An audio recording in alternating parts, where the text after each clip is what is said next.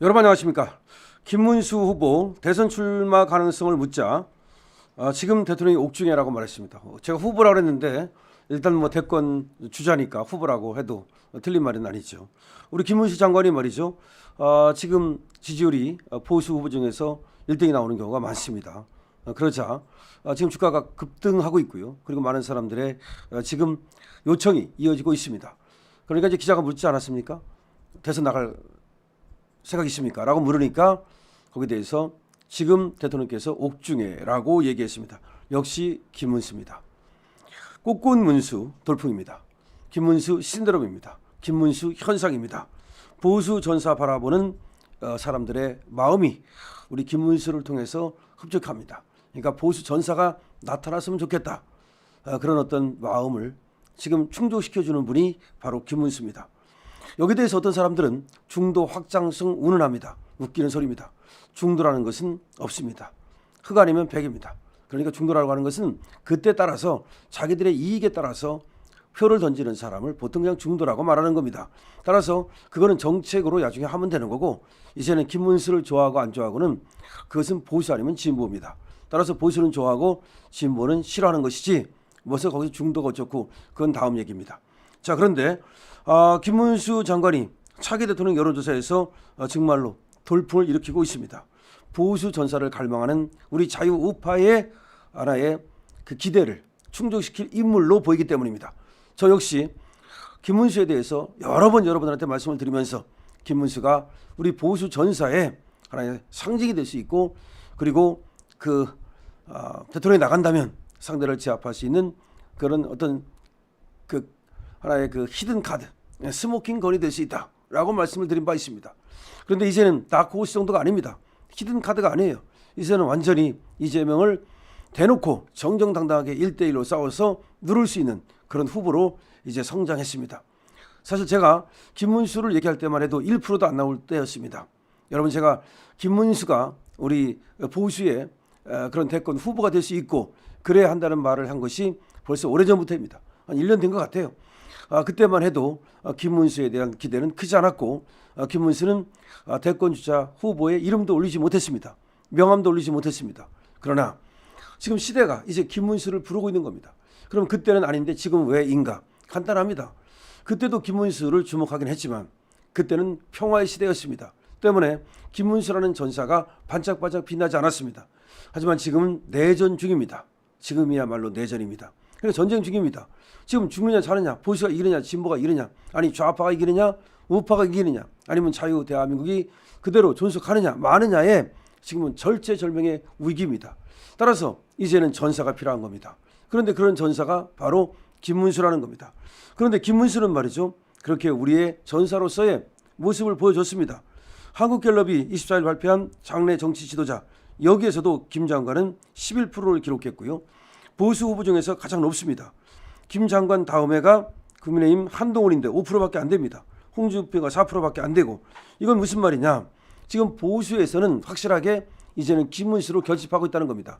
다만 김문수가 아직 한 번도 뭐 대선에 나간다는 말을 한 적도 없고, 그리고 또 정치인으로서 행보를 한 적도 없고, 지금도 장관으로서의 행보만 하고 있기 때문에, 그래서 혹시 해가지고 설마 해가지고서 아직 이 한동훈이라든지 오세훈이라든지 내지는 홍준표라든지 뭐 이런 사람 쪽에 기대를 거는 사람들이 아직은 이 김문수로 표가 옮겨오지 않아서 그렇지, 정말로 김문수가 깃발을 들고 그리고 이재명을 이길 수 있다는 그런 어떤 희망이 보이면 김문수 결집 효과는 어마어마할 겁니다. 벌써부터 어떤 조사에서는 김문수가 이재명을 눌렀습니다. 그리고 하나 여기서 주목되는 것은, 물론 여론조사에 따라서 김문수보다 이재명이 훨씬 높게 나오는 경우도 있습니다. 근데 여기서 저는 주목하는 것이 국민의힘 지지자 중에서 김문수를 지지하는 비율이 30%를 넘더니 이제는 40%에 육박했다는 겁니다. 이거는 김문수가 우리 국민의힘, 즉 보수의 주자가 될 가능성을 굉장히 높이는 겁니다. 그러면 이제 시너지 효과를 거두면서 만약에 전당대회를 통해서 내지는 뭐 대통령 그 후보 지명대회를 통해서 김문수가 부각된다면, 그러면 김문수가 오세훈 표도 그리고 홍준표 표도 이런 표를 다 수렴하면서 거대한 이제 돌풍으로, 이 돌풍이 태풍으로 변하듯이 그렇게 변할 수 있는 겁니다. 즉 김문수 돌풍이 김문수 태풍이 될 수 있다는 것이죠. 여기에 제가 기대를 걸고 가능성이 있다는 생각하는 이유는 김문수가 가진 정치적 자산 때문입니다. 김문수는 기본적으로 정치적 자산이 굉장히 많습니다. 약점이 없습니다.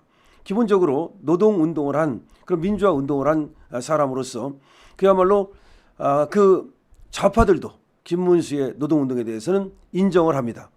두 번째, 김문수는 지역적으로도 TK에서 태어났고 그리고 또 경기도에서 경기도 도지사 그리고 국회의원을 하는 등 정치적 기반이 스펙트럼이 넓습니다.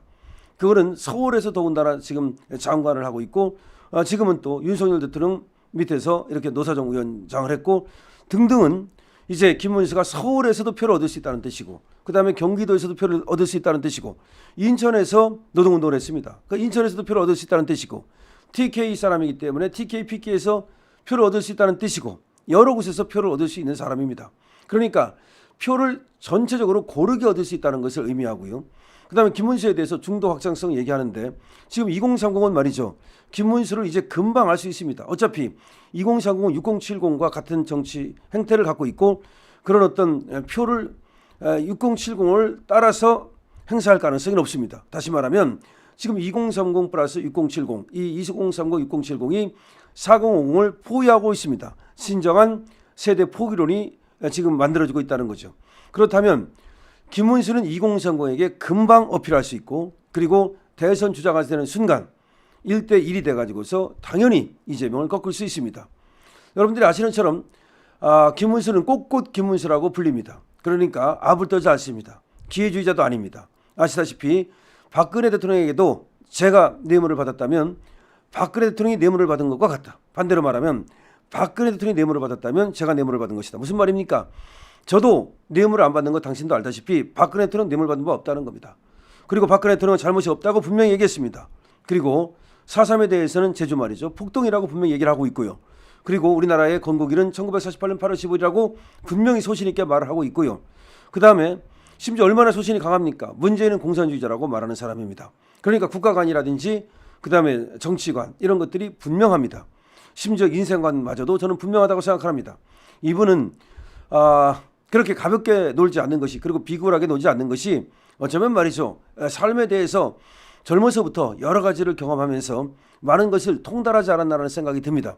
그래서 말이죠. 자신이 젊었을 때 박정희 대통령을 몰라보고 박정희 대통령을 비난하고 비판했던 것을 이제 울면서 그야말로 참여하는 모습을 보여준다든지 인간적으로도 이미 성숙했다는 것입니다.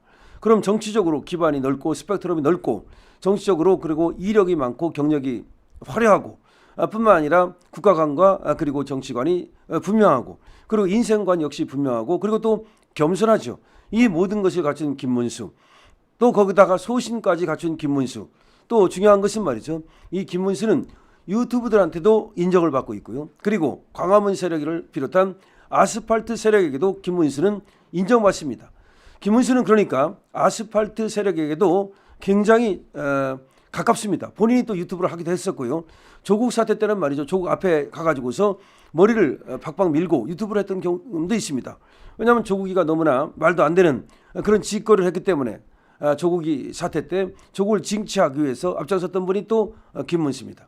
그러니까 김문수는 상선 약수와 같아가지고 말이죠. 가장 최고에서는 물이라고 하는데 바로 김문수가 물과 같은 사람이다. 저는 그렇게 봅니다. 그래서 대통령을 모실 때는 대통령을 모시는 사람으로서 광화문에 나오면 하나의 전사로서 그다음에 노사정 위원장으로 가면 또 노사정 위원장에 맞는 사람으로서 노동부 장관은 또 노동부 장관에 맞는 그런 역할을 하는 그야말로 물과 같은 사람.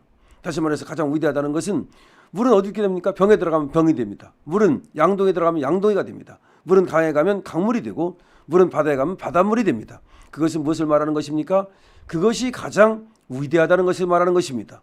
자, 그래서 김문수는 말이죠. 우리 보수 우파에서 얼마든지 많은 사람들과 어울리면서 포용하면서 그래서 그 스펙트럼을 넓히고 그리고 부피를 키우고 그래서 우리의 어떤 그 표를 더 많이 만들어내서 그야말로 중도 확장성 없다? 아닙니다.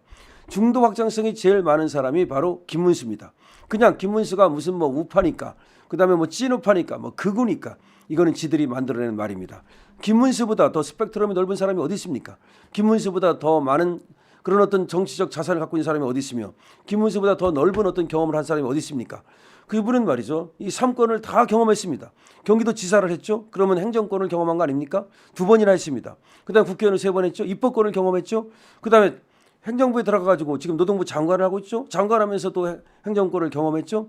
그다음에 이분은 말이죠. 사실은 또 밖에서 여러 가지 아스팔트 운동을 하면서 시민사회 단체를 또 이 시민사회 운동을 경험했죠. 사실은 말이죠. 사법권 뭐 판검사만 안 했을 뿐 모든 걸 다 한 겁니다. 근데 사법권은 직접 하지 않아도 돼요. 그거는 꼭 경험이 필요 있는 것이 아닙니다.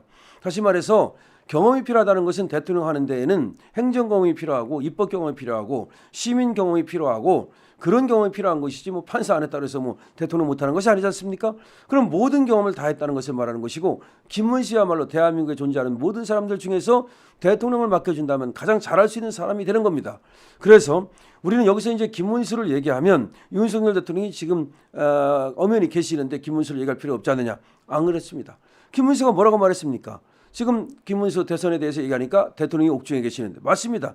저도 그런 차원에서 대통령이 옥중에 계시는데 이렇게 말하는 사람이기 때문에 우리는 김문수에 주목하는 것이고 대통령이 이제 부활해서 돌아오고 난 후에도 어차피 우리는 다음 세대 타자를 길러야 됩니다. 그 다음 타자가 윤석열 대통령 다음 타자가 어쨌든 김문수가 될 수 있도록 우리는 힘을 합하고 또 김문수를 갖다가 좀 키우는 작업을 해야 된다는 말씀을 드립니다. 렛츠 고 투게더.